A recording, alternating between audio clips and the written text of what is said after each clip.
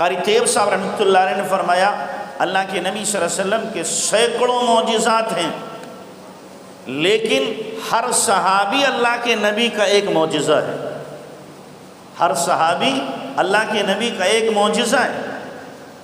کہ نبی علیہ السلام نے کن کو صحابی بنایا ہے، یہ کون لوگ تھے، کس گندگی میں کس دلدل میں پھنسے ہوئے تھے، کہاں سے اللہ کے نبی نے ان کو اٹھایا تھا، کس ماحول میں تھے، کس معاشرے سے نکالا تھا اللہ کے نبی صلی اللہ علیہ وسلم نے،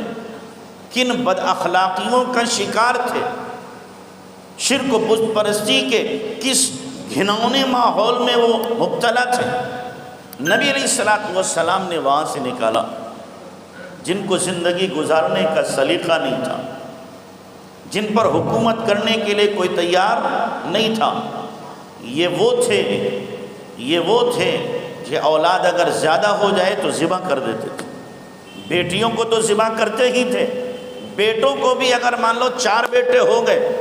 اور باپ کی کمائی اتنی ہے کہ 2 کو کھلا سکتا ہے تو 2 کو اٹھا کے ذبح کر دیتا تھا۔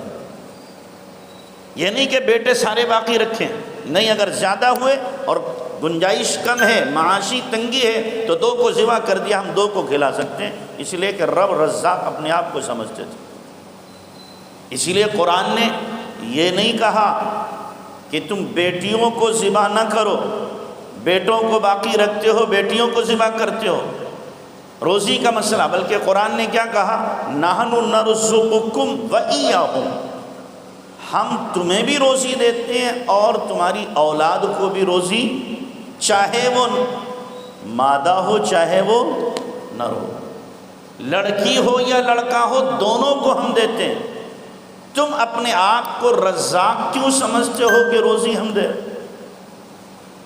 ایک بات یاد ہے، ایک اللہ والے کے پاس میں ایک صاحب گئے، کہنے لگے جی حضرت اخراجات ہمارے پاس بہت ہیں، کمائی بہت کم ہے، اولاد زیادہ ہے اور ہمارے پاس آمدنی کے ذرائع بہت تھوڑے ہیں، کیا کریں؟ اچھا ایسا کرو، جن کی روزی تمہارے ذمہ ہے ان کو تو رکھو، اور جن کی روزی تمہارے ذمہ نہیں ان کو نکال دو۔ حضرت ہمارے ذمہ تو کسی کی روزی نہیں، سب کو اللہ ہی دینے والا ہے، تو کہ تم کیوں ٹینشن لے رہے ہو؟ بھئی روزی کون دے رہا ہے؟ اللہ دے رہا ہے یا ہم دے رہے ہیں؟ باپ کھلاتا ہے یا اللہ کھلاتا ہے؟ کوئی باپ یا بھائی